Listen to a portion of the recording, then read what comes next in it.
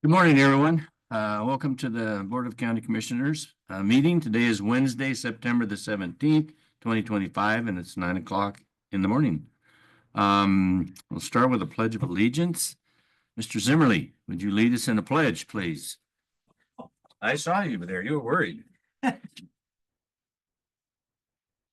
Allegiance to the flag of the United States of America and to the republic for which it stands, one nation, under God, indivisible, with liberty and justice for all.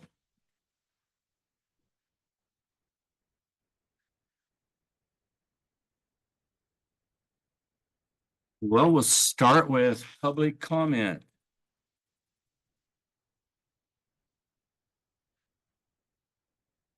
No public comment. Well, we'll go to consent agenda.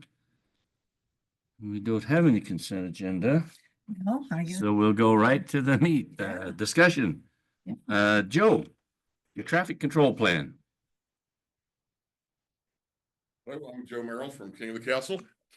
We're here again for the fall event, Rage in the Sage, and got 4 road crossings going on. And last time I was down here going to the DMV, I drove up the canyon, went over to the fairgrounds, and tried to figure out how we could start at the fairgrounds and do a race up Stevenson Canyon somehow, some way.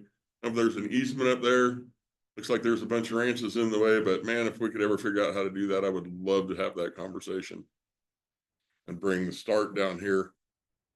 So the dream. Okay, well, we all have dreams. I'm Elon. I throw things at the wall and see if it sticks and slide down, but maybe someday, for sure. Perfect. Yep.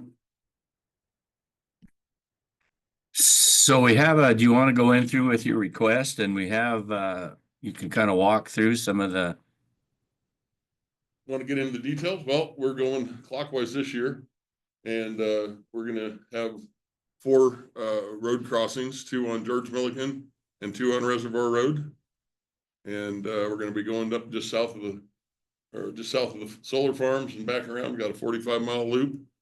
We're staging in Deschutes County there on my property, and trying out a new live tracking and virtual checkpoints. So this race is going to be interesting to trust technology, but we're kind of trying to step the game up and do the best we can do.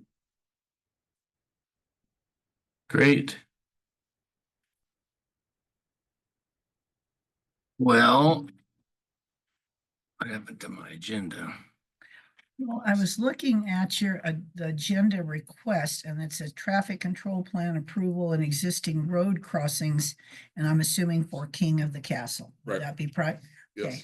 So I go ahead and make a motion. Basically, traffic control plan approval and existing road crossings for King of the Castle. Second. Motion's been made and second. Any further discussion? I don't have anything to discuss, but just have a wonderful event. Thank you. Yes. In the springtime. All righty. So all in favor, say aye. Hermrick, aye. Barney, aye. So moved. Thanks, Joe. Yep. Thank you for coming today. Treasurer's report. No, we're gonna do bills first. We're going to do Bill first. One of my two. Oh, there we go. It's updated agenda. Okay. One of my two. So first, if we could pull up the slide deck, please. And I would also like to introduce Alex with Axon. He's online. Because our first topic is Axon. So to give you the court a little bit of history, or the commissioners a little bit of history, with what we're here to talk about today is, so years ago, well, obviously you guys know that our IT services are combined with the city. It makes sense for public safety to be on one network, all of those things. Several years ago, we went with a company called GTAC for body worn cameras. They were really good cameras at the time. But over time, we haven't replaced them. We don't really have a contract, or the city doesn't have a contract, or much of a contract, with GTAC. But the cameras that we have are outdated, they're obsolete, and they're no longer going to be supported come January 1. And some more history. Last year, the city spent quite a bit of money to do the GTAC upgrade. They haven't been happy with the upgrade. The picture quality isn't where it should be. The battery life, it doesn't even last a full shift. There's a bunch of problems with the GTAC upgrades. So the city police and myself went out to Axon, began some conversations with them as to what it would take to move our body worn cameras and our audio visual stuff over to Axon. That's when we met Alex. And so then also too, in true government fashion, we also did reach out to GTAC during this process, and they didn't return our phone calls. So, and if I could steal some words from Alex in one of our conversations, he did tell me that GTAC is a great hardware company. But anyway, so the proposal today is that we move to Axon. So the next slide, please. This one is just basically showing the agencies that use Axon body cams and video stuff. And as you can see across the nation, a lot of agencies use this product. And next slide, please. What we're looking at is going to the Axon Body 4 cameras. It's going to be the newest, latest, greatest technology. There's a lot of things that these cameras can do that our current cameras don't do. As far as live stream, we can live stream in. So if a guy's not answering his radio or something, we can actually live stream in to see if they're okay, basically. So that it's really good technology that we're looking at. Next slide, please. So this is the body camera stuff. 13 hours runtime, which is good. And then it's just user-friendly things that is good for us. If you were out in the field, can you, and this, let's say, loses its charge, is there a thing in the car that you can, like, let's say you're on a fire and you're way up at Summit Prairie or somewhere, can you then plug it into the car? Is there a portable way to charge it? There is that capability, yes. Okay. And it's a cloud-based server, so the guys come in and it automatically uploads to the cloud. It automatically goes into the guys will have to put it into evidence.com, but it comes with a whole package. This is a total package deal for car cameras and body cameras and all of the things that are important for law enforcement in today's market. Next slide, please.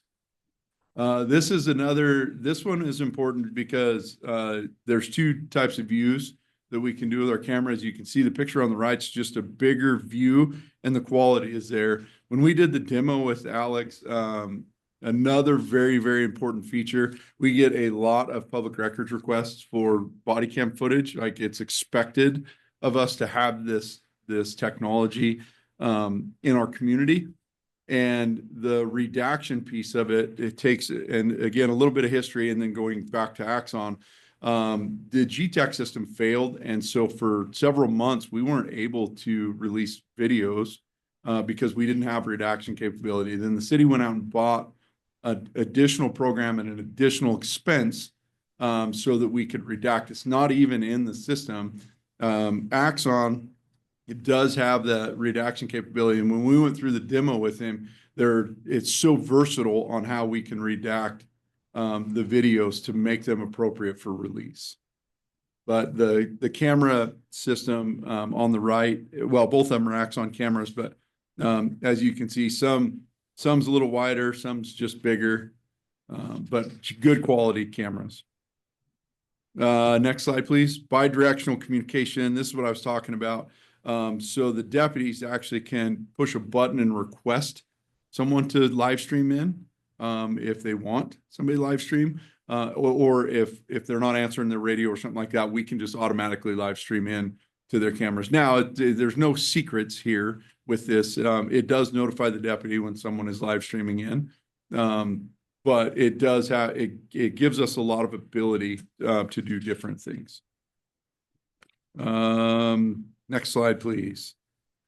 Axon Fleet, this is going to be the integrated in-car camera system. Again, we have GTAC currently. And there's triggers in these. So when you turn your lights on, they automatically turn on. Plus your body camera automatically turns on. When you hit a certain speed, like I think ours is set at 80 miles an hour. So if anybody ever goes over 80, it automatically triggers the camera and tells you why it triggered. And so this camera has triggers in it as well. One of the interesting things on this camera system that I would like to note, because I think it's important in today's market in law enforcement, is that this camera system, the in-car camera system, has Alex, don't hate me for this, but they have what they call PPRs. And they have license plate readers in every camera. And if you have questions about it, Alex can go into more detail, but he was telling me a story of when they were testing this, that they did it, I think, with, I don't know, some high-end fancy car going over 100, and it still was able to read the license plate in opposite directions at high speeds. That's important because I think in today's market in law enforcement, I think that those are important tools for us to have, so that guys, we get the hot sheets every morning of, the stolen cars from Bend and Redmond and Jefferson County and things, and in our own county. And so we get those, but then through the day, you have to try to remember, oh, what was that car gray or was it red? And so now we don't have to remember any of those things. We can upload that information into the system, and then the system will tell us if that car passes us or if it sees that vehicle, whether it be in a parking lot or whether it be out on the highway. So when it tells you it sees the car, does it tell you while you're in your car, or does it tell you at the department or you have to kind of go and upload it and say, well, at 2 o'clock, I didn't realize I passed it. That's kind of what I'm asking. No, it automatically, from my understanding, and Alex, correct me if I'm wrong, but it alerts you in your vehicle that. So you would know you passed. just went by a stolen car. Yeah, a car that has an alert. Okay. And so maybe that's a clue that we might want to look at it. And then also too, with those, so like, even if we say we see the car in Weimar parking lot a couple of days ago, and then it comes up stolen out of Redmond or something, we can go back and search, and it will tell us, hey, this car was at Weimar parking lot, or this car was parked at this house a couple of days ago. So interesting information that we can glean from having this system. Next slide, please. Am I missing anything, Alex, or am I on target? No, Undersheriff, you're spot on there. And I would just add one thing, that it will pinpoint where that vehicle was spotted on the map as well, so that we can track where those hits are coming from.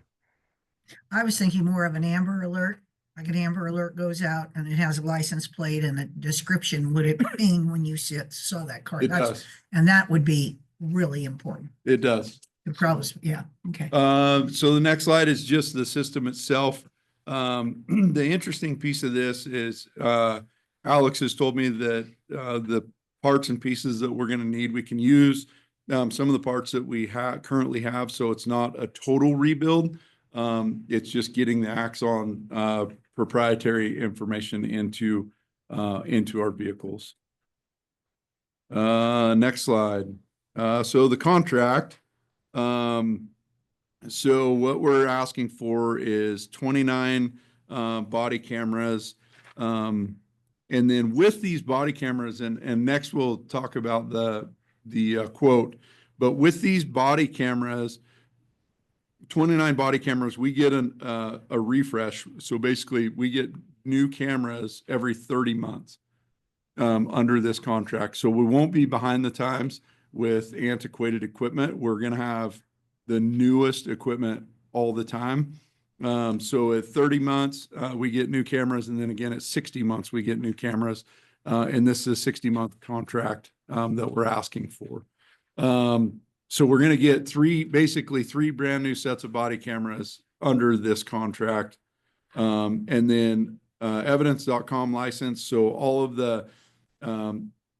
our basically all of our audio and visual evidence will go into evidence.com. We have an antiquated system now under our EIS system that and basically to save server space, because we house them in the server locally, to save server space, anything under 25 photographs get uploaded to the case. So then let's say we have a criminal case that goes to the district attorney's office and we take less than 25 photos, then the DA's office automatically gets the photos when we send the report.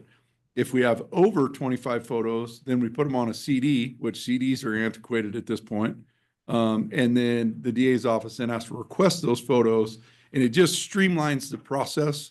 So the DA's office will benefit from this as well, because then it'll automatically go with the report under the evidence.com link. And so we have 35 licenses for that. In-car cameras, we've got that at 15 in-car cameras. And again, we get a replacement, a refresh at 60 months. So under this contract, we're getting complete sets of in-car cameras as well. With the in-car cameras, like I mentioned before, comes the license plate readers, GPS and live stream on the fleet cameras as well. So we'll be able to see on the map little police cars driving around, so we know where the guys are in the event that the radios aren't working or something happens. And then the redaction studio, like I said, on the redactions, we had some problems with GTAC in the last few months. I went through the demo with Alex on this, and there are so many different features that we can, or so many different options of different things that we can redact to make them releasable to the public. And then installation and training. So as part of this contract, Axon team will come and do the complete installs and training for us. We're hoping to get a signature on a quote today. And then we sent Eric some language yesterday with the actual contract. So he has some time to go over that. That doesn't need to be today. But then we're trying to go live with this by January 1, when our current camera system is obsolete and not supported. And the next slide, so the cost, which is, it's a pretty hefty cost. But so the total cost of this, if we were just to pay up front, would be $448,020.90. But Axon has a interest-free program that we can spread it out over 5 years. And so the cost is going to be a little over $89,000 a year for a 5-year period. And that's with, again, 3 sets of body cameras, 2 sets of in-car cameras, plus all of the support that Axon has. One other thing that I'd like to add to this is that if you ever go on YouTube and watch any police video, how many times do you see the little Axon logo at the bottom? A lot of police agencies are going to this direction. And in my research, Axon really has kind of cornered the market on the body camera and the in-car camera systems. So is the in-car camera system, is it hardwired or is it interchangeable between different patrol vehicles? So it is hardwired. If you go back, Can you buy just other base units to put them in and then set the cameras in so you can move them around easily? the move around is not easy. So when we build our cars, obviously there's a huge expense to building them, as you know. But when we build them, they're all hardwired in. And so if you go back, I don't know what page it is. If you go back to that one, yep. So that right there is the total in-car system. And so we have the signal unit, you have the dashboard app, the cradle point router, the camera itself, and then there's an interior camera so we can see the back seat, and then the hub, which is the brain of it. Those are all hardwired in. And so, I mean, it's not interchangeable, but all of our cars currently have them. And I think, and correct me, Alex, we talked about this as far as like some of the equipment that we're gonna need, like, is basically just the Axon proprietary equipment. So like the MDTs that we currently have, we'll be able to keep those. They're GTAC MDTs, GTAC, and Alex, when I asked the direct question in one of our meetings, the GTAC hardware is good hardware, and I agree with that. I think that our MDT, the hardware itself, like the MDT itself, is good. I just think that the Axon software is better. Yeah, Undersheriff, that's correct. And also, with any new updates, new patrol vehicles that come into the fleet, or if we are end of lifing a patrol vehicle and need to move the existing system into a new patrol vehicle, that is something that our team will handle as well. We call it a refresh. We will take the existing hardware and install it into the new vehicle that's set to be outfitted. So our team will handle all of that. Same with, as Undersheriff mentioned, the initial install, our team will come on site, typically over 3 to 4 days, to handle the entire fleet install of the systems. And is that included in the 90,000 a year? I'm rounding. Yeah. Yes, ma'am. Yep, that's correct. All of the install and training is included in that total number. Okay. And when you look at this invoice here where you say you have an average savings of 30 per year, total 152, that's because the 90 times 5 is 450 basically. Is that where you're getting that savings? The total cost savings is based off of the negotiated price that Undersheriff and the team have negotiated. So there's some bundle discounts for doing the body cameras and the in-car cameras together.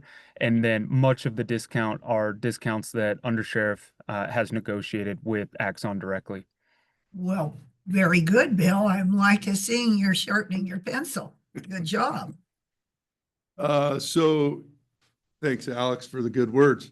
So next I'd like to go over the quote, and looks like you guys are already there. So $30,000 a year over the course of 5 years, $152,000 in savings.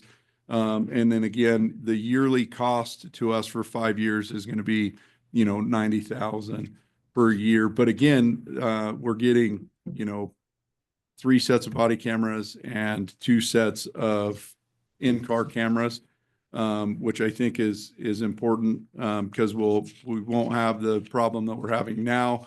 And as you guys also know, with the cameras in the jail, they put them in, they're obsolete. So with this program, we won't have those same problems. And hopefully, and another thing too, regarding the money piece, with an increase, everything, there's inflation all around every year. And Alex and I talk quite a bit about inflation, but we're buying the cameras at today's price, not with the inflated price in 5 years, because we know that the price is going to go up in that time frame.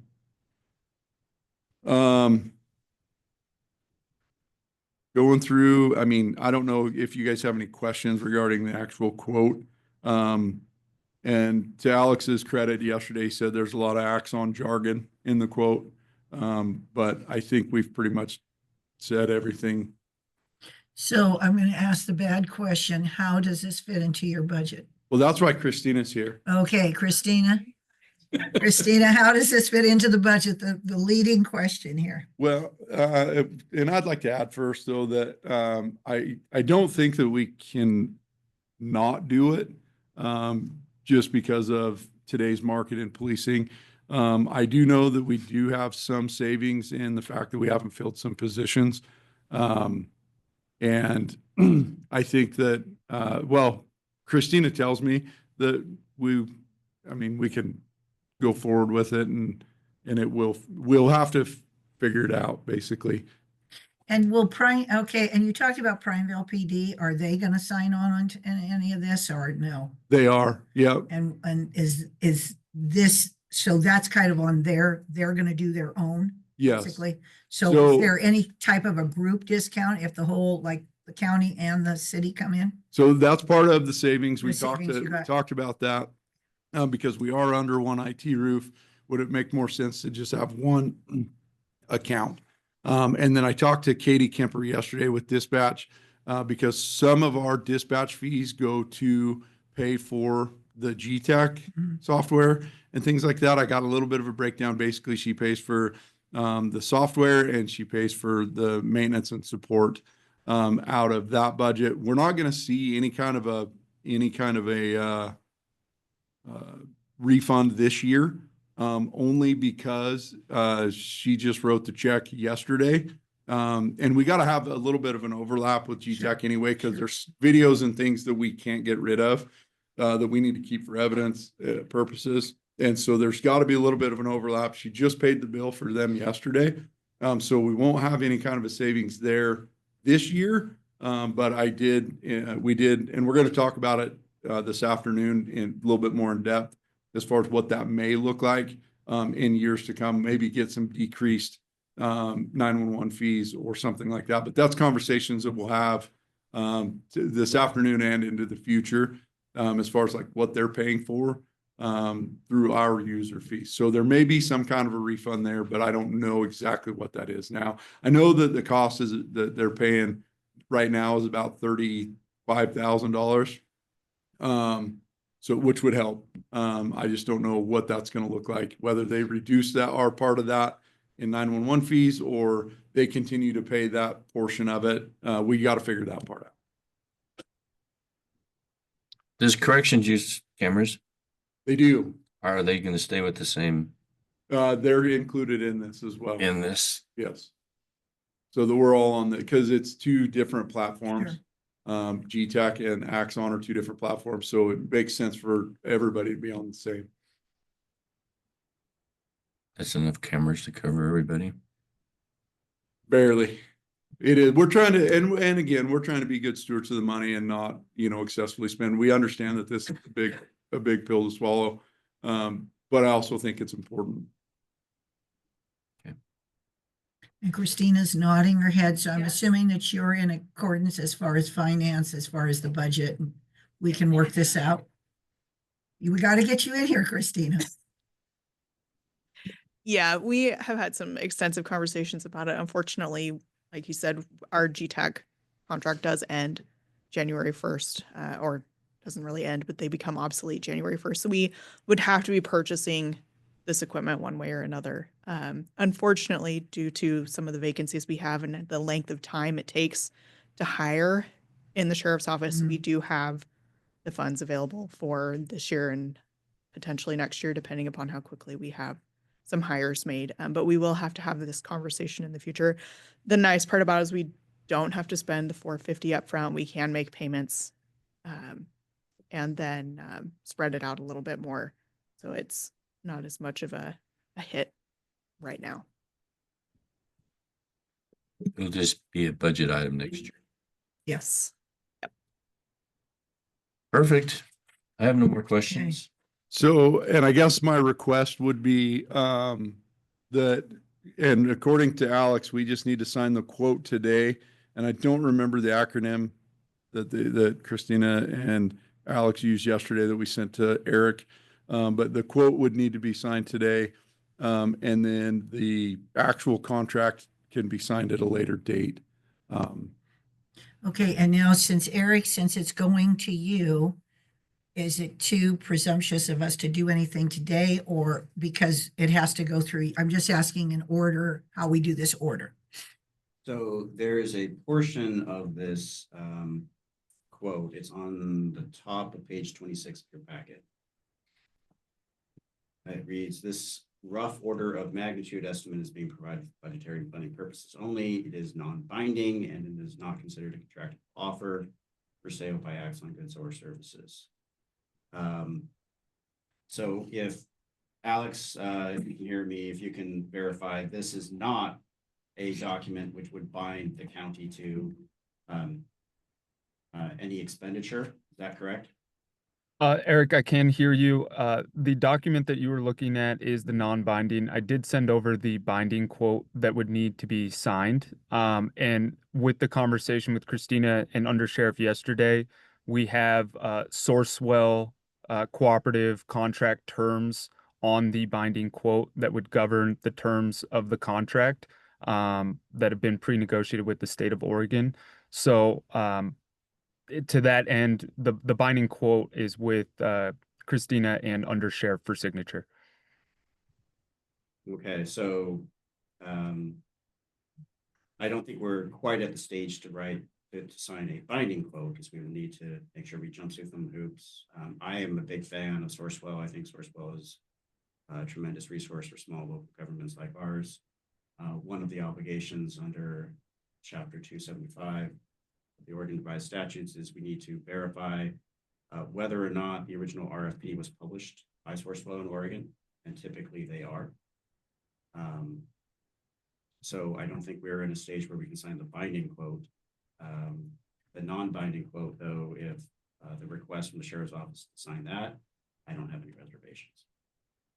But so what Alex just said is it should be signed, it's going to be signed by you, Bill, and Christina, and the commissioners aren't signing at this time. So is there do we need just a motion that we're approving or moving forward, or how? Because this is non-binding and I don't think it's requesting us yet. So the intent was to sign one that binds to the end of September. Okay, The quote expires September 30th. Okay. So whatever we need to.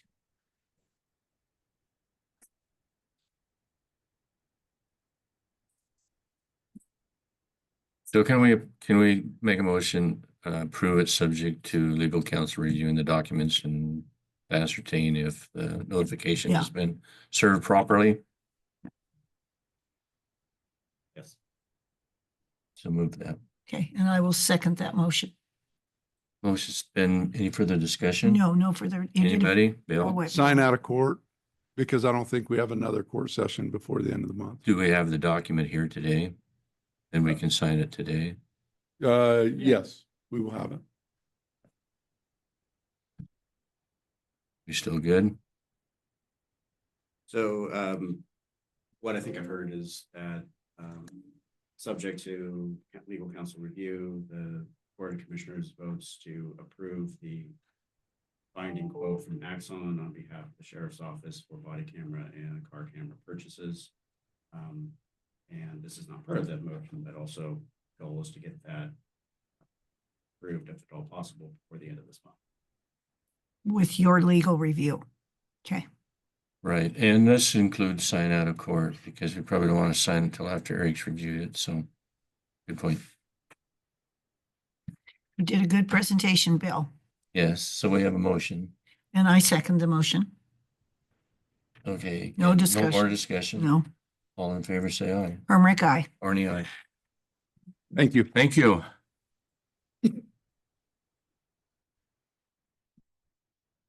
Christina. Good morning, Commissioners. Morning. Christina Heron, Crook County Finance Director, to present the Treasurer's Report for last month.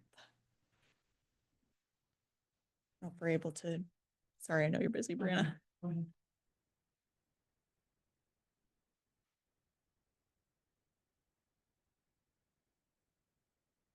Now we're gonna see if we made money so we can cover Bill's big bill here.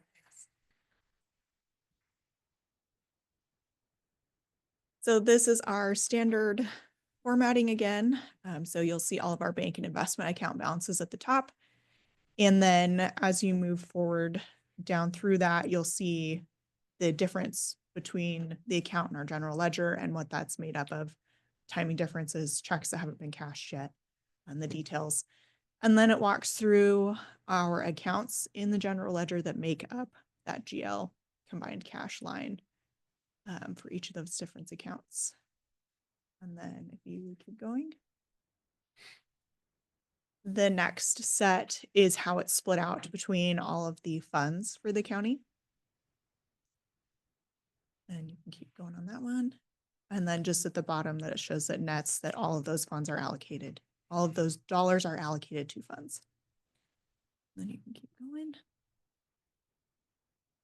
And then this next one is a breakdown of the investments that we have by investment type.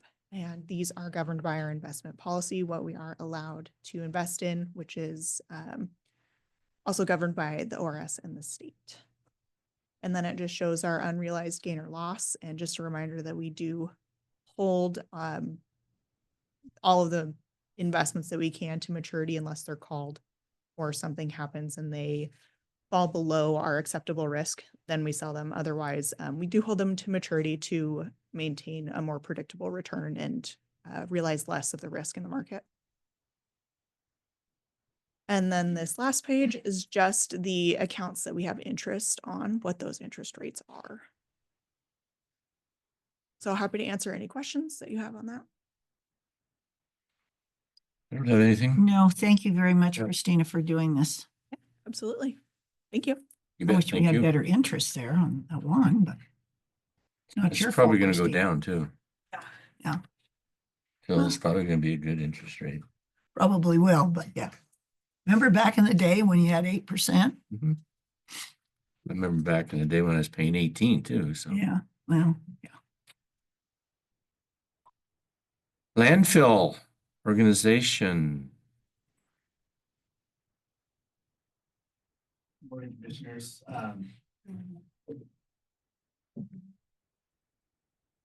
Morning, commissioners. We're just here to discuss some changes to the organization of the landfill department. Brianna, if it would be possible to bring up the current organizational chart for the landfill. That would be great.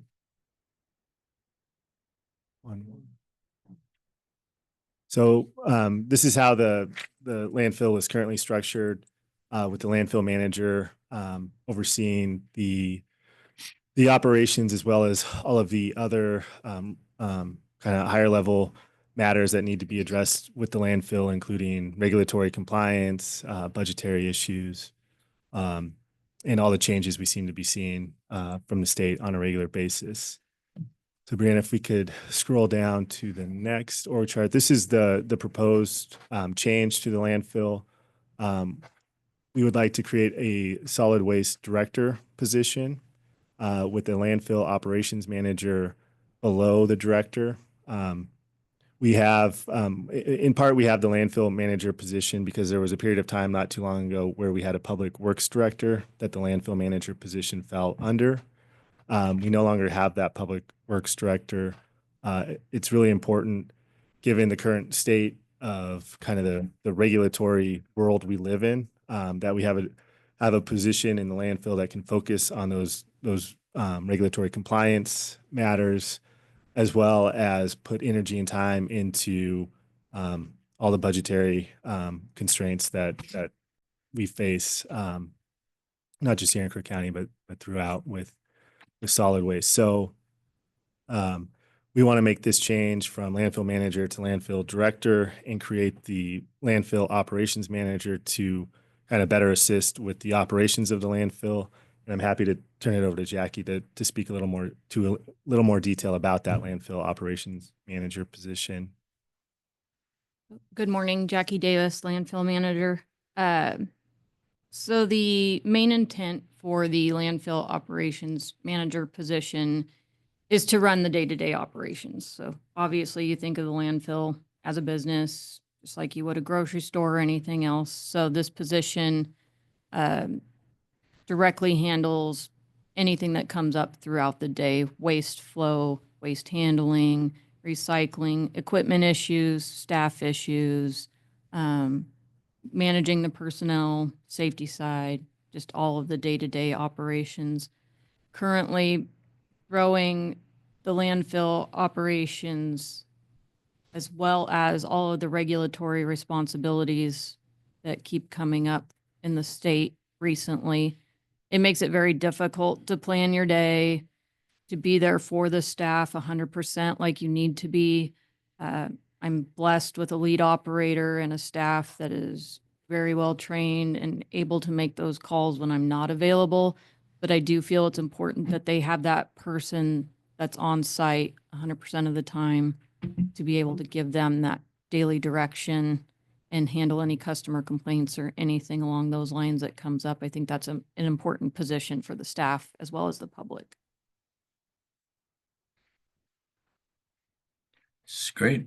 Yeah, no, I agree. It's needed, especially with how things are changing, all the things that we're looking forward to, not looking forward to, but I was gonna say, are we looking coming for- down to the DEQ and yeah.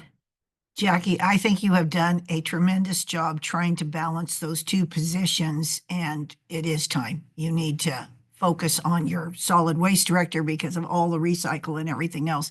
And you need someone there, like you say, right now you're trying to do both jobs and it's just too hard. And it's time that we kind of get into the future, and I wholeheartedly support this. I appreciate that. Thank you. I did just want to note, for the record, this falls within, what is budgeted for the landfill. There was initially a recycle tech position that was included in this year's, kind of personnel plan for the landfill. That position is going to go away, and the way we've structured it, allows us to stay within our budget for the land. Good job. Yep. Okay, so do we need to make a motion to approve this organizational chart, or how does this work as far as,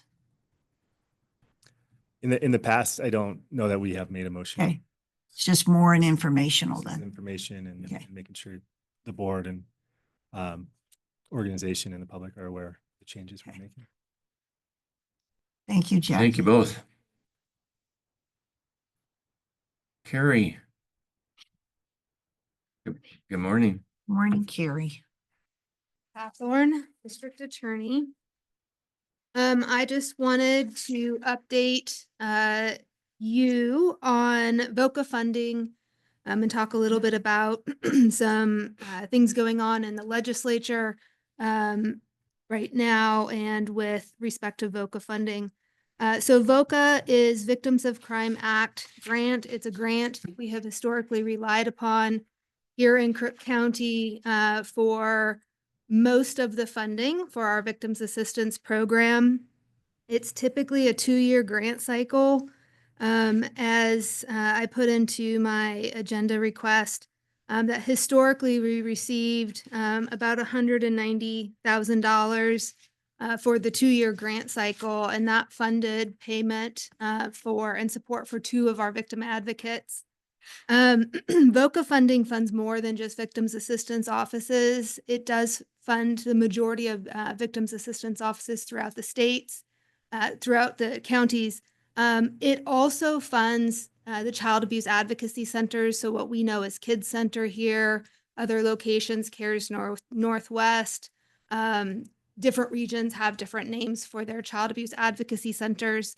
For those of you unfamiliar with the child abuse advocacy centers, in Oregon, we have a very trauma-informed system for interviewing and providing medical services to children who have been victims of abuse. That's physical abuse as well as sexual abuse. Children, when law enforcement or DHS learns of abuse towards children, or against children or suspected abuse, those children then can go to the advocacy center. They have wraparound services at the Child Abuse Advocacy Center that does a forensic interview that's recorded by a forensically interviewed person. They also do a medical assessment for those children. Oftentimes with some of the kiddos that we see, that's the only medical treatment that those kids see at all. And so then they have follow-up aftercare, therapy, family resources, items such as that. Our Kids Center is going to have a significant cut in the funding that they receive since they're also funded under the VOCA grant. Saving Grace, some of the sexual abuse, trauma services that that our victims in our community receive services from. I'm primarily focused on the impact on my office on our victims assistance, but I want largely everyone to be aware that this is a massive, massive cut that impacts victims of crime, oftentimes our most vulnerable, and children. We are not eligible to apply. Let me back that up and explain it a little bit better. We're not eligible under the federal terms for the VOCA grant for that funding because Oregon's sanctuary state status. So we cannot apply for that VOCA grant.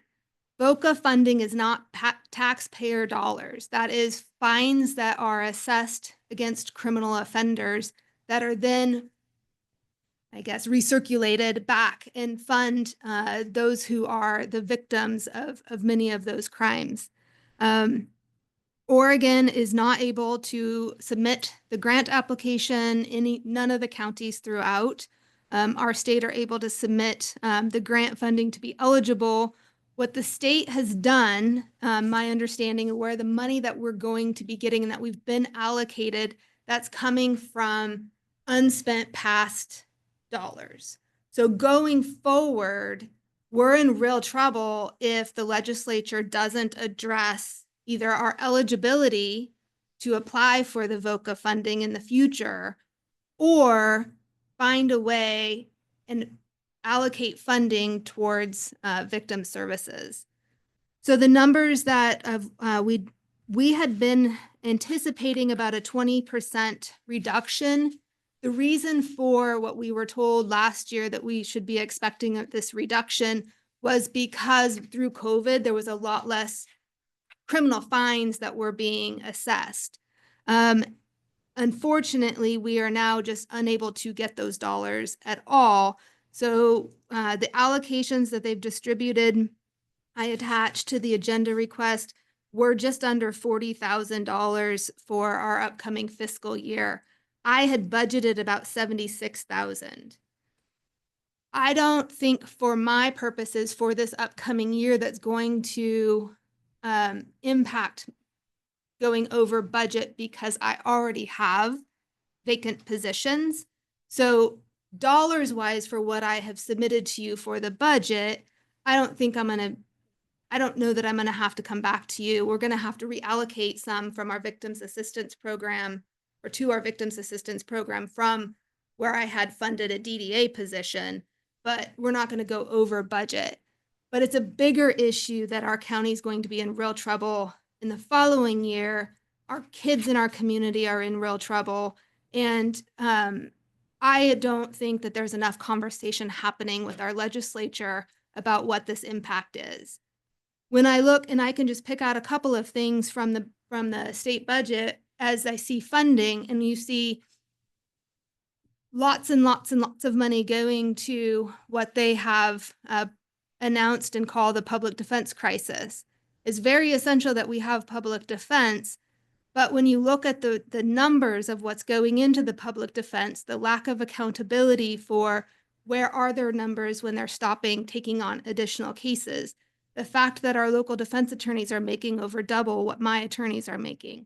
So when we look at the numbers, what I see is really an ongoing defunding of criminal justice, defunding of law enforcement, defunding of the ability to do prosecution. An example of the priorities that I'm seeing coming from the legislature is that they put $3 million towards starting public defense clinics in law schools. There's no dollars for funding prosecution clinics. Shouldn't it be? You need both sides in order to have a functioning criminal justice system.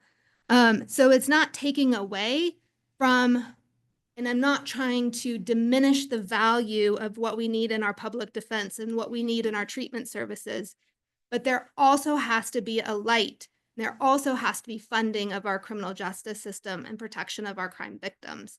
So I am asking, I've written and been involved with ODAA. I'm happy to provide you a copy of a public announcement that Oregon District Attorneys Association submitted.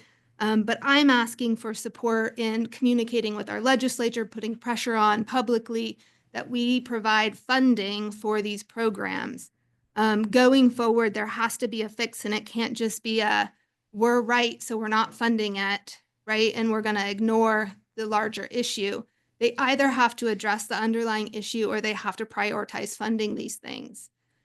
The impact on our office will be significant long-term. Like I said, I think this year with the current budget that I have, I can float the gap that we're expecting to have. But long-term, that's not the solution. I've often talked about how proud I am of our victims assistance program. Commissioner Hermrich, I know I've introduced you to Kate Duke, our new Victims Assistance Program Supervisor. She's present behind me. And I don't think I've brought her over to meet you yet, Commissioner Barney. Ms. Martinez is retiring end of October, and even on the way over, Kate was talking about looking for other grant funding, and our conversation was, what are we even going to be eligible to apply for? Because we aren't eligible for a lot of federal dollars now. We'll continue doing our due diligence to keep the program going.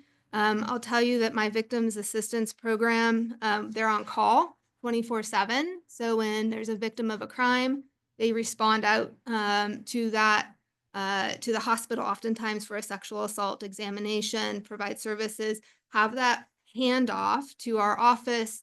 And those initial hours when a victim's experienced a significantly traumatic event is so important for them to not just be thrown into a system that's challenging to navigate. They assist our community with applying for restraining orders, protective orders, things like that. Many of our constituents in our community don't have access to computers. They don't necessarily understand all the legal forms and the legal jargon for court. We help bridge that gap. We will be faced with some real hard looking at what can we still provide if we don't figure out a way to fund this going forward. And I think that the initial conversation needs to start at our state legislature and look at what are their priorities of what they're funding and what are the impacts on our communities. I think I speak for both of us, but we're very happy to help you in any way that we can with letters or conversations or whatever you would like. I'm to do. wondering if you got bullet points for us, Yes. and then we could go ahead and craft a letter and we could send it on to the legislatures and that. And then maybe also we're having an AOC district meeting here on, I think October 2nd, I'm not sure, whatever that Thursday. And that would be a really good subject, again, if we had the bullet points to bring up, because it's not just Crook County, and I just recently, Paul Andrews did a presentation on Union County, and there's 43% poverty there. So in that, obviously, they need help. It's not just this county. There's a lot of counties involved. So it would be something to bring up there also. I'm happy to get that information to you. Yeah. And I do think that I think that the increased voice with AOC has been beneficial. I've heard feedback that I think that our legislature is starting to hear it. Sometimes I think that becomes so I-5 central that they forget about the impact to more rural communities. And even here, we have some pretty powerful voices in Central Oregon with our legislature, in particular with a lot of the criminal justice bills, but they don't realize the differences in resources from Deschutes County to Crook County. Oh, yeah. It just isn't even on their radar. And so I will get you bullet points and get you some information about that. And I appreciate your support with being a voice.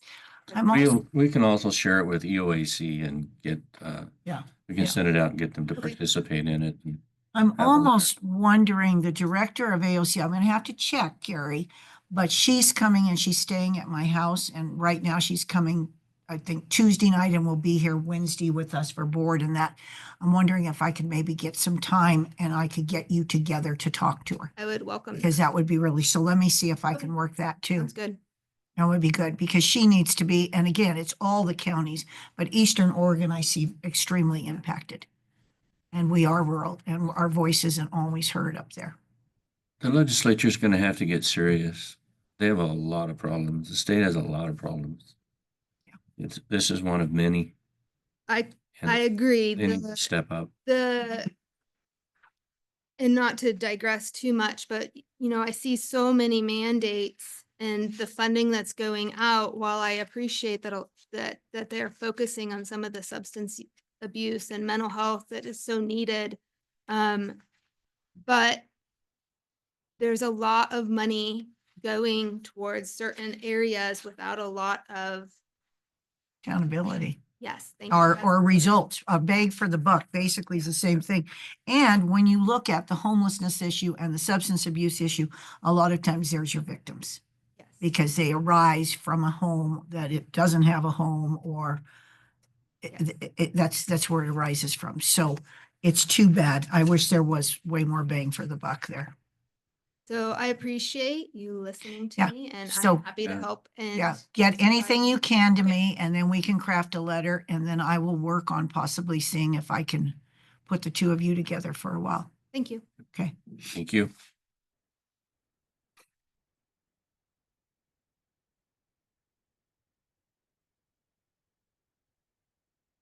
Can you Sir. put Bill's report up for us?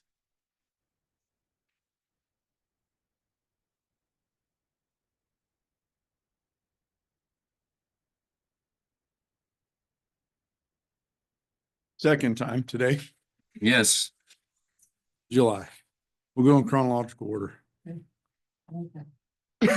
We do have June here, though. So Commissioners, I apologize. I didn't make it last month to do my monthly update. You're in trouble. Well, yes, ma'am, we were busy. Okay. So first of all, July on the comparable statistics, again, like every time, I just like to say that on some of these, the call types, it is reports written. It's not actually cases taken, so it's reports written. So from July 25 to July 24, we were up 13% in persons crimes, with a total of 38 persons crimes reports in July. Property crimes were down 9%. And that was, but it's an increase from June. But we had 32 property crimes reports written that month. Community crimes or problems, we had 177 with a 26% increase from July of 25 to July of 24.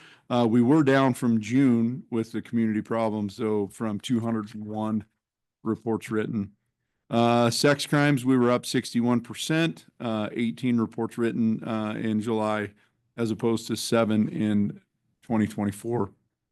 And it was an increase overall from June as well.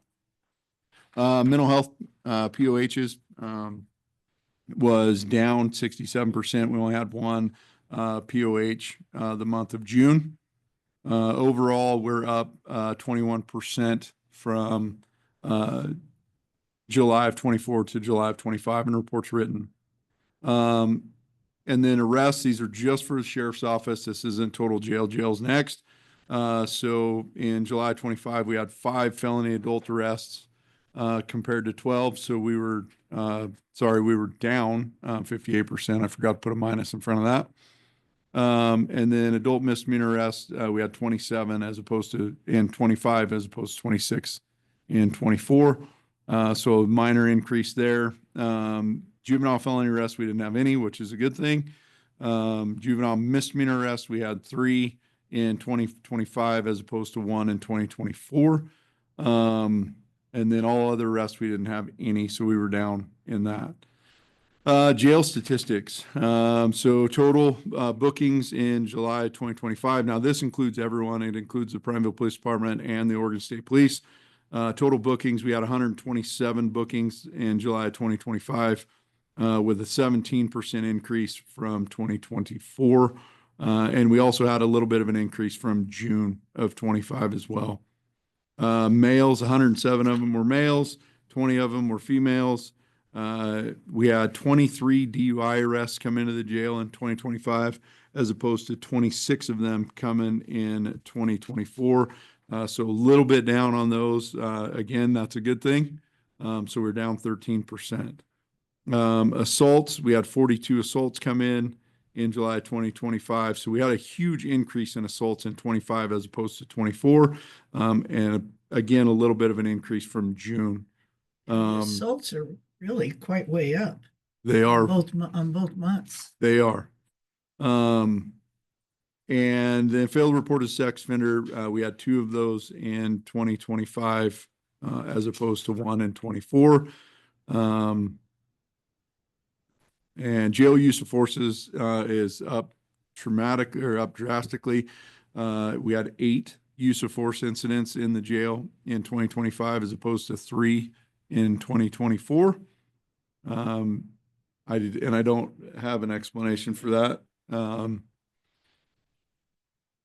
Just the population that we house. With your assaults up, I would say that maybe you had some volatile people there. It's high likelihood. Suicide attempts in July 25 was 0, which is good. That's down. Suicide watches stayed the same. We had 1 person on suicide watch in July. Total calls for service. We took 1,656 calls for service in July of 25. It's a 5% increase over July of 24. I would also note that it's a dramatic increase from June of 25 as well, being roughly 345 calls for service. We're up on that and we're down on people. So our folks are feeling the heat on that. And then self-initiated calls for service are down. Again, I think it's staffing levels, but we had 667 self-initiated calls for service in 2025 as opposed to 724 in 2024. And then cases or reports taken, we took 132 cases in 2025 as opposed to 136 in 2024. With increased numbers of those cases, I don't really have an explanation as to why, but it is a little bit down, which is good, but it's up from June. Weather maybe, and Justice Center stats, 3,578 people were scanned. Again, I don't have data because next month we're bumping on a year, so I will start having data from the previous year next month. But 3,578 people got scanned through the Justice Center just in the month of July. The 1 deputy that we have in there turned away 73 knives, 5 pepper sprays, and 1 gun in July. What is a flag security case? What does that mean? So flag security cases where OJD says that this person is at high risk and they want extra security. We don't have the ability to provide that at this time, so they flag that case. And then what happens is Jeremy sitting at the front counter will pull that courtroom up and blow it up as big as he can and just basically watch. And hope that nothing happens. It's really just kind of a hope and a prayer that nothing happens at that point. But it's basically OJD stating that that this case has a potential for a problem. But we don't have anybody to send there. So Jeremy just pulls it up on his, as big as he can get it on his computer screen and watches and hopes that nothing happens. And if something were to happen, would he just go on lockdown and then go up, or he contacts you guys and hopes there's somebody there, or how does that work? Well, if something were major to happen, I would instruct him, and he knows to lock the doors and go respond to whatever courtroom he needs to be in to deal with that problem. Also, if there are guys in the office, then they would respond as well. I'll tell you that yesterday the doors were locked for about 15 minutes because Jeremy was on lunch and a fire broke out up Juniper Canyon and the guys had to go. The fire was spreading to other residences. The guys had to go. So the lesser of 2 evils was to lock the doors and not let anybody in. So, but that did happen yesterday. So, with the flag security cases, there were 10 cases where an incident did occur and it caused additional deputies, which generally are patrol guys, to respond. So that is July. August, our numbers stayed the same for persons crimes. 22 property crimes is down from 26 to 11. Community problems is down to 100, and that's down overall from August to 24 to July of 25 as well, significantly down. Sex crimes had a big increase at 11. So Sex. Bill, I'm gonna ask you a question on that. So the sex crimes have basically doubled the last 3 months. Why is that? Why are we seeing more of them? Are there more people reporting? Or is it indication of people coming into the community? What do you think? I mean, I don't have a direct answer for that because I don't really know. It could be, I know that maybe victims are now feeling comfortable enough to report, or it could be I am seeing additional folks in the community that I've never seen before. yeah. So, but it is, and the sex crimes, so that encompasses all sex crimes. So, I mean, it's rape, sodomy, all of the sex crimes encompassed, sex abuse, all of them. But I don't really have a direct answer. I would say that I think that there is a stigma around sex crimes and reporting sex crimes. And I think sometimes you get two types of people. You get the type of people that report it right away, or the type of people that are maybe a little bit embarrassed by it and then report it maybe a little bit later.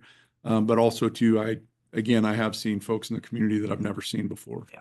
A guy stopped me on the sidewalk last week and showed me his homemade bicycle that he had made and said he was brand new to the area. Yeah, I've noticed the same. So that's what's concerned me. Okay. Mental health is down. We only had one POH last month as opposed to the year before. We had 4. It did stay the same from July.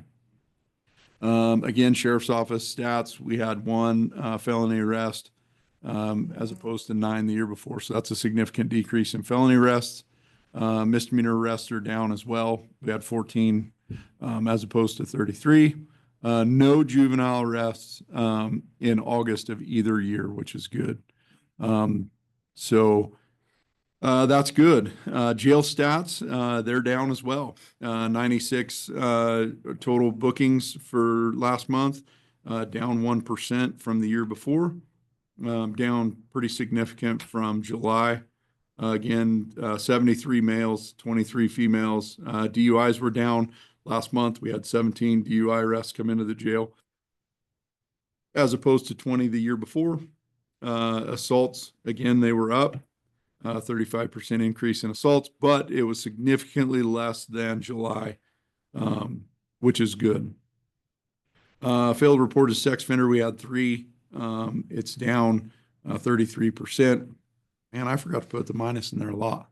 But down significantly, or down a little bit. Failed reported sex offenders up, and we had 3 failed reported sex offender last month as opposed to the year before. Jail use of forces were down. We only had 1 use of force last month as opposed to 2. And then again, a significant decrease from July. Suicide attempts stayed at 0, which is good. Suicide watches, we had 2 last month as opposed to 3 the year before. Total calls for service, 1,586 calls for service. Last month, it's a significant decrease from the year before, from 1,700. And again, it's down from July. It's 1,600 calls for service, but still 1,500 calls for service for 12 people is a lot. Self-initiated activity is down 20% at 689 self-initiated calls for service as opposed to 863 the year before. And then cases taken. So we took 71 cases last month, which is a decrease from the year before of 113. Justice Center stats, last month we had 3,006 people come into the Justice Center. 63 knives were turned away, and no other contraband was turned away last month. Flag security cases, we had 8, and incidents that required an additional deputy was 8.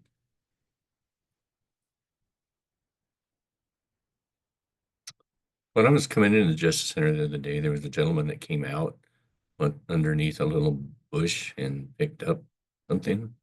Probably his knife. It looked like a knife.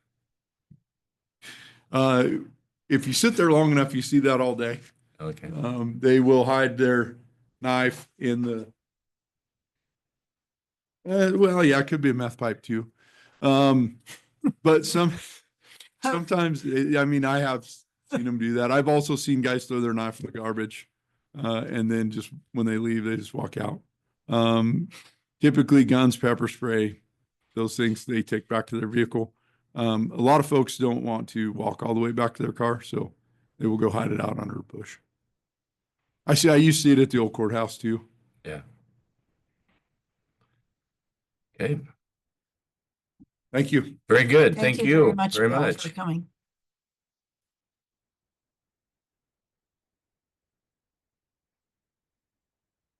Hey, Eric. Commissioners, what you have in front of you is a proposed second amendment to a 2016 operating agreement the county executed with the Parks and Rec District to operate the Main Street RV Park. The Parks and Rec District was interested in modifying the terms regarding the reserve fund, which had been unchanged from its current terms since at least 2016. Meanwhile, the fairgrounds was interested in modifying a prohibition on the fairgrounds developing its own RV spaces. So the timing of this invitation for Parks and Rec was auspicious. What you have in front of you is a proposed amendment. Parks and Rec has reviewed it and they're comfortable with the terms. The first major change is to increase the total value of the RV Park Reserve Fund. It's currently $250,000. Again, it's been that way since at least 2016. I don't recall what the reserve fund was before then, but it's been 9 years. They're interested in increasing the reserve fund to $750,000. Second change would be to change how the parties, how Parks and Rec makes contributions into the reserve fund.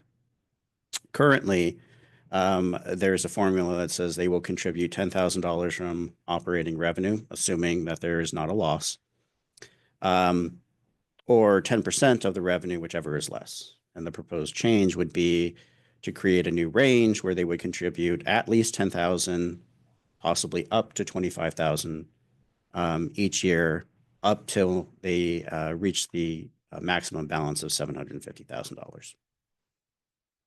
The parties, of course, have the option of making additional contributions if there is a expected large need, such as many years ago, there was an interest in installing new pillars to make the RV park more attractive to visiting residents. That project, I don't remember the exact amount, but it far exceeded $250,000, so the reserve fund didn't cover it. So the parties at the time made additional contributions. Second change would be a modification of what the reserve fund could be used to spend. That could be spent on, excuse me. You have on page 49 of your packet a description of the current terms. They are for capital purchases up to $5,000 in value, for emergency repairs, and for major capital improvements at the RV park. The proposed revision would increase the capital repairs to having a threshold of $25,000, increase the capital purchase requirement to items that are a value of $10,000, and include a new provision that says that except for capital repairs, these expenditures under the reserve fund have to be approved by both parties. The next major change is a modification to Section 9, which in the original agreement is quite lengthy and talks about the restrictions the county has in establishing RV spaces of its own. And sort of the operative provision is this language here that reads, except as provided herein, the county shall not rent or otherwise make available RV spaces at the Crook County Fairgrounds or any other county facility until such time as all spaces at the RV park have been filled, without making appropriate compensation to the RV park for lost revenue. A new proposed Section 9 would allow the county to develop RV spaces which may be located at the fairgrounds or may be elsewhere. There is also a modification to section 10 that would include the commitment that exists currently regarding the dollar value of any sort of RV spaces. That was originally included in 2016 because the county and the district said, you know, we are public entities and we don't want to be in direct competition with private enterprise. And so we will charge more than what the prevailing rate is for RV spaces. That was the sort of bargain that was struck in order to balance between the need in the local community for additional RV spaces with also avoiding being in direct competition with private enterprise. And then finally, there is a modification regarding RV registration fees. There is an administrative rule set which describes how registration fees may be allocated to local governments, and it's quite complicated, but one of the restrictions that is imposed by those administrative rules is that the RV fees would not be allocated to public properties for which the rules say recreation is a secondary concern. One of the examples is courthouses. So far, so good. And one of the examples in the administrative rules are fairgrounds. Now, I personally think fairgrounds do not have recreation as a secondary concern, but those were what the administrative rules say, and they've been that way for years. So this new addition to that section talks about that the county is not prohibited from creating RV spaces, even if such RV spaces may not qualify for the distribution of RV fees. Unless you have any sort of questions for me, I think the discussion here is this adequate to cover sort of the interest in developing RV spaces at county properties? Again, the Parks and Rec Department, or excuse me, Parks and Rec District has reviewed this and they're comfortable with the terms. And they've indicated that they're willing to sign. Okay, Will, have you reviewed this? You have some. I have reviewed it. I also had an opportunity to get some questions over to Eric. Unfortunately, it was last minute. What I think I would be most comfortable with at this point is maybe tabling this for our next meeting so that Eric and I can have some additional conversation. It's really just about my understanding and getting some clarity on some of the history and what some of the goals are with this revision. I appreciated Eric getting back to me promptly, but I still have some questions I'd like to follow up with him on. So if the board's comfortable with that, Eric's comfortable with that, that would be my recommendation this morning. Yeah, that would be my recommendation also. Yeah, I've looked through it. I want to talk with Casey a little bit about it. I have some concerns with some of these changes, how it will affect the county. So I need to get those figured out before I say my opinion. And I agree totally with Brian. I had concerns. I talked to Will about them. I'm sure that Will can represent the concerns that I brought forth. So yes, I think it should be tabled. I don't feel we need any action at this time, do we? Do we have to motion to table it? Yep. No. Okay, I was going to say, I don't think so, do we? Okay. Manager's report. Good morning again, commissioners. I wanted to quickly note that the adopted budget is posted on the county's website. I believe the commissioners received a printed copy this week. I want to thank Christina and the budget team for all their hard work again on the budget. It's been sent off to GFOA, if I understand correctly. Again, just want to note that that's available online for the public. It's a great looking document, lots of really good information on it. I think it does a great job spelling out not only what our budget is for this fiscal year, but the basis of our decision to budget the way we did. I think it's a very informative document. So thank you again to Christina and Jamie for all their work on that. Just on the public engagement front, I just wanted to note that County College started earlier this week. We had a great first session. We still have a couple spots, so if there's anybody out there who would be interested in joining the last 5 sessions of County College, we encourage them to reach out and let us know. But we had a good time. We did a tour of the courthouse, and we talked about the role of the Board of Commissioners and the administration department. So good conversation. Also just, it looks like AJ is still online. I want to take an opportunity to thank him for all his work this fire season. Hopefully we're wrapping up. Commissioner Hermrick and I attended the emergency preparedness committee yesterday. I also want to thank all the stakeholders, all the other agencies that have supported us through this fire season. A couple scary fires, but I think based on the hard work of AJ and everybody involved, everybody's been safe and done a great job. So thank you, AJ, and everybody else involved. And then lastly, I had a note to make a comment about this. I'm not just doing it because Mona's online, but I wanted to thank Mona for the 9/11 memorial that she put together last week. It was a very moving memorial, and I think it's great that our community supports that. So thank you, Mona, for your work on that. That's all I have. So last week I had a very interesting week. I flew to Washington, D.C. on Tuesday, and on Wednesday morning at 7:30 in the morning, I met with other commissioners, and we got a little pep talk. And then we were divided into teams of 5. On Wednesday, I was with Idaho and Colorado. And on Thursday, I was with Wyoming and Nevada. And what we were lobbying for was PILT, which is payment in lieu of taxes, which is 50% of Crook County is owned by the federal government.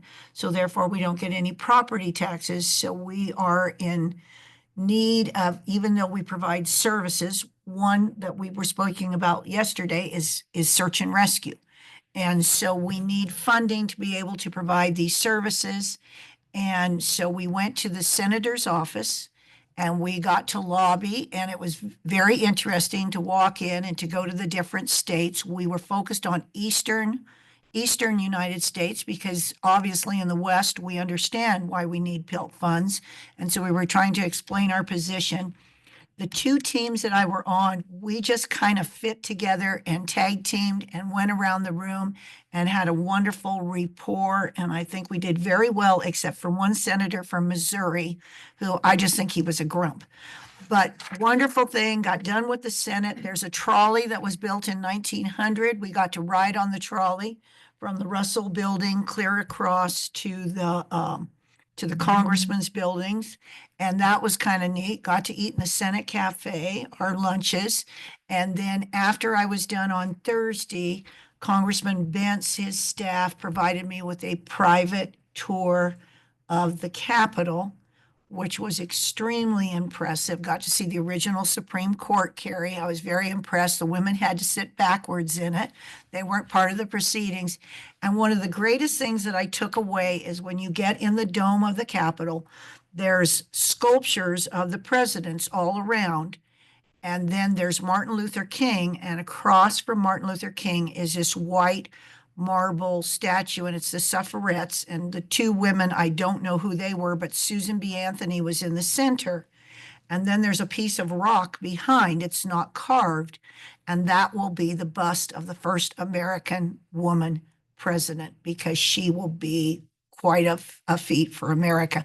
So that was really neat to see that and to know that our first American woman president will be memorialized in this statue with 3 other women that have impacted our American government. So we get $2.3 million from PILT, and we are assessed at $2.44 an acre, which I didn't bring up because the guys I was with, they only got 50 cents an acre. So I didn't want to say anything about what we got assessed. And then SRS, Secure Rural Schools, we get 1.2 million currently, which is for our schools and for our roads. And that is a thing that is really being held up because the Senate passed it, but the House won't pass it. And they're saying the money's gone. They have no money for it. They can't do it. Senator Wyden gave a speech and said Department of Agriculture took it. Whoever took it, that is a very big impact. And I'm hoping that we have been, really, we focused a lot more on SRS because that funding is very iffy. So hopefully we made an impact. We had 80 meetings between the teams. We did 80 meetings, which is pretty much we walked and walked. I did 15,000 steps a day. That's how much I walked. But anyway, so it was wonderful. You had an exciting week. I had a very exciting week, but I'm also excited because I'm back up on the 3rd floor in the district attorney's former office on our historic courthouse, which I did talk about while I was there, just so you know. I think someone ran into the ghost too the other day. Oh, darn, I missed the ghost. I am upset now. Okay. I am upset. Okay, no one told me about it. The ghost had made an appearance. Okay. I want to echo Will's thanks to the folks that were in on the fire, and it's been a busy fire season for both firefighters, sheriff's department, et cetera. I participated in the Marsh Creek's fire and attended some of the meetings and the public meetings. And, you know, in the public meeting, I was very pleased with it. It was very, very good meeting. There were people weren't upset and yelling and you know, I appreciate the State Department of Forestry for the work that they did on it. And I think that came out with a good result. We've been actually pretty fortunate with all the fires that we've had around here compared to a lot of areas. Also want to congratulate Mr. Casey back there for the fair and all the work that he's done. He had an absolute amazing fair this year. I have a piece of paper here with some stats on it, and there's like 44,000 people attended. 599 hours of volunteer time was spent helping the fair run smoothly. We couldn't do it without the support of the volunteers because, you know, that's a lot of hours, a lot of people. So we certainly do appreciate that. There were 125 local veterans that were served free breakfast on Thursday. And that was from the law enforcement, the sheriff's department, and law enforcement in general. I served on that one. There was a lot of people. It opened up Wednesday with the Merit Barbecue. It was a great sale for the youth, you know, and the youth are our next generation. So very supportive of that. But there was a $1.698 million that was generated in the youth. And I think that's the largest one that I have ever heard of. I've been around a long time. So that's great. You know, it's good support for the 4-H and FFA. Thank all the citizens for that. And understand there were 27 new vendors, and I believe it because there was a lot of people on the ground. And way to go, Casey, for getting the fair or getting the carnival. You know, people have been wanting that carnival for a long time, and it's always been kind of out of our reach, but you did a great job. And Cole Communities is proud to have that back. Just hopefully we can keep it. So I just wanted to thank you and all the community that supported it, and off to another year. I want to add that the report at the Fair Board was 25,000 corn dogs were sold, which is pretty amazing. It shows that Crook County does like their corn dogs for sure. So that's one little fact that you didn't have on there that we need to tell people. And it is truly a country fair, you know, or a county fair. It's not a great big commercialized thing. We do a good job. Thank you. Thank you, Casey. And that's all I have. So I think we have a public comment.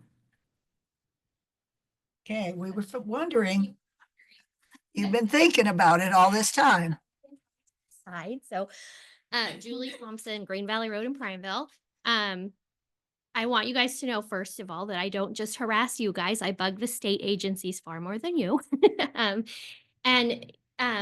Secondly, I apologize for not getting the email sent with the sampling plan. I thought that it had went through. And then this morning I was going through and I thought, it never sent.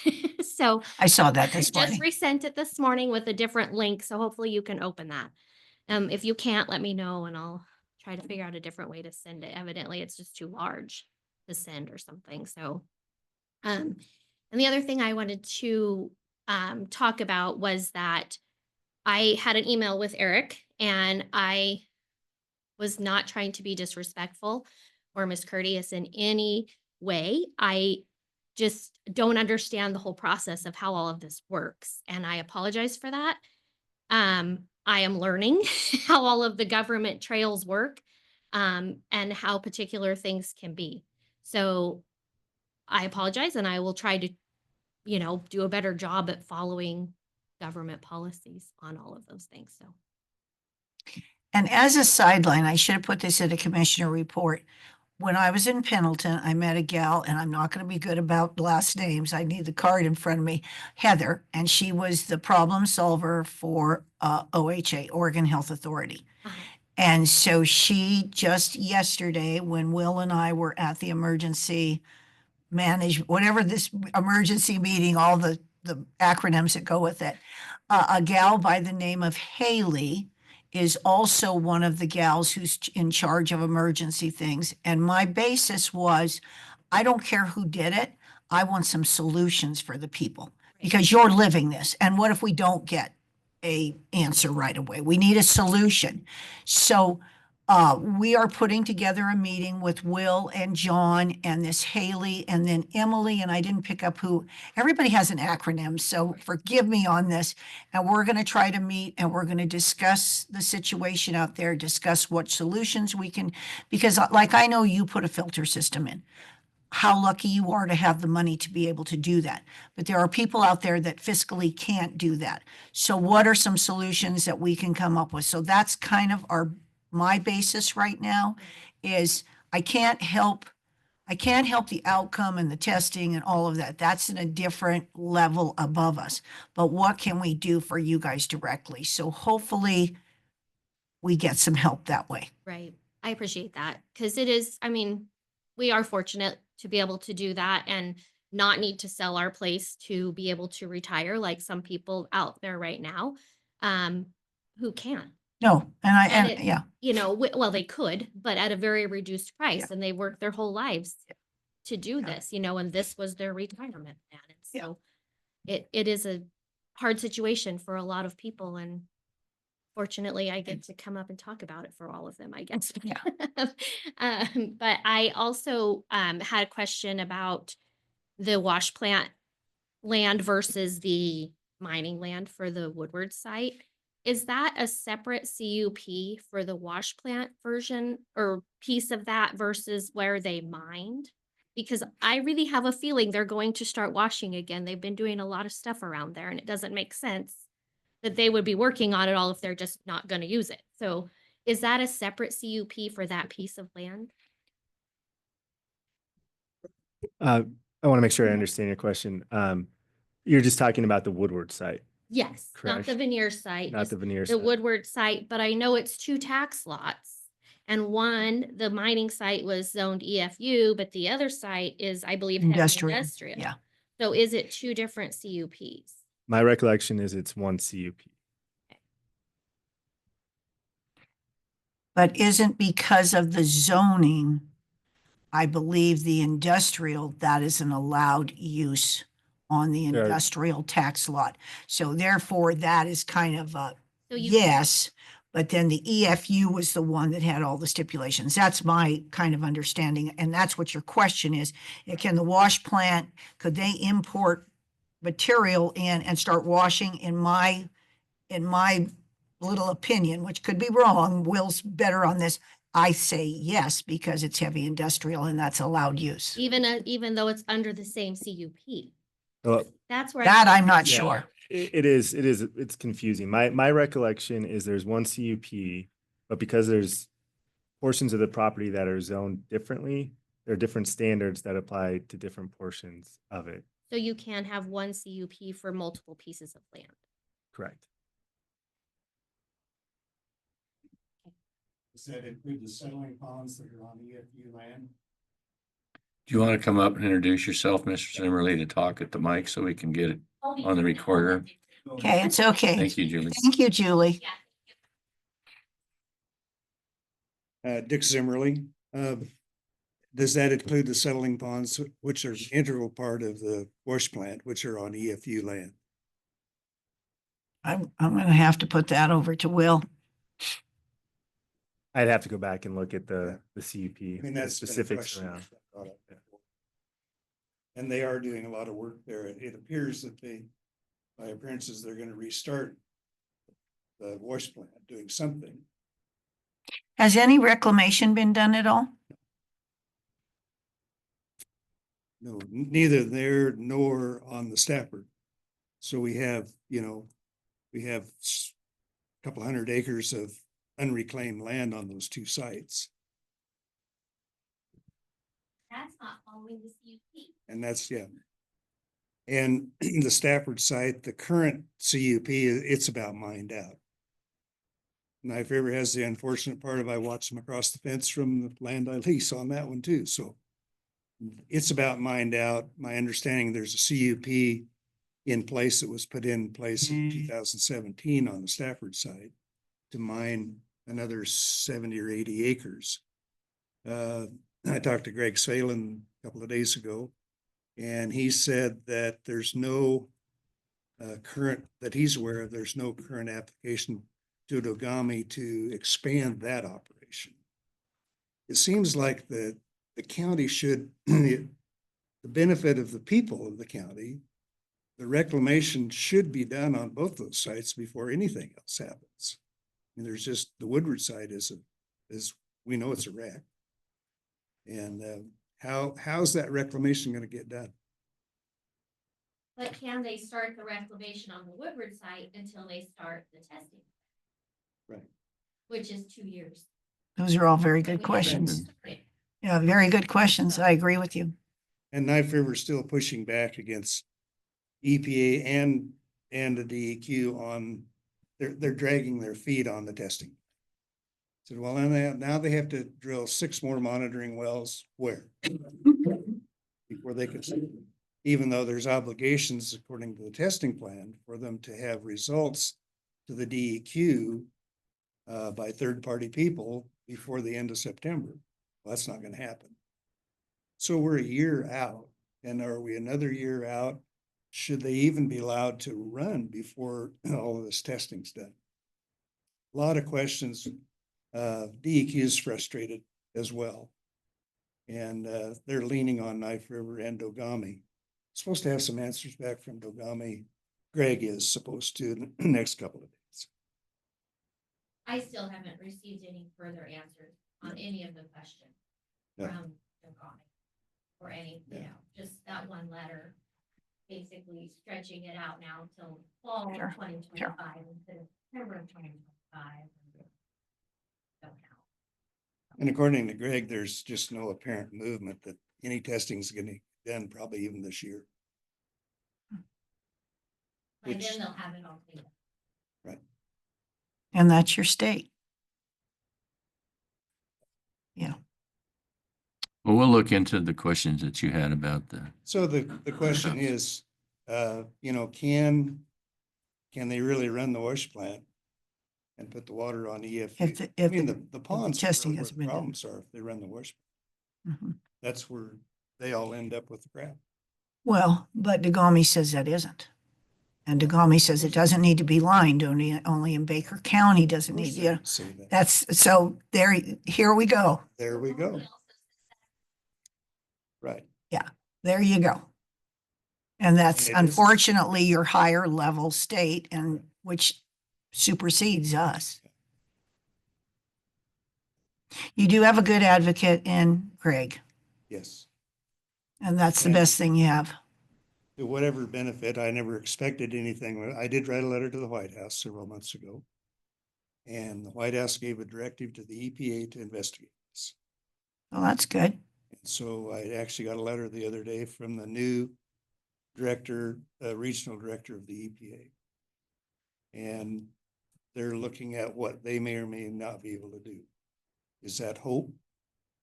if you're a glass half full guy, it is. So EPA is going to oversee and help monitor the testing plan. They are going to be involved in that according to what I've been told. So no shenanigans can be pulled on the testing. Have you contacted Senator Merkley just here recently at all? Have you? Okay, okay, Well, not that directly, but their assistant. That's Okay. where that was been okay. Okay, Wyden's gal, Nicole, she called me Sure. about a month ago and she's pushing on some stuff. okay. Okay, And it was nice to see you guys again. Nice to very see nice you, to Dick. see you, Dick.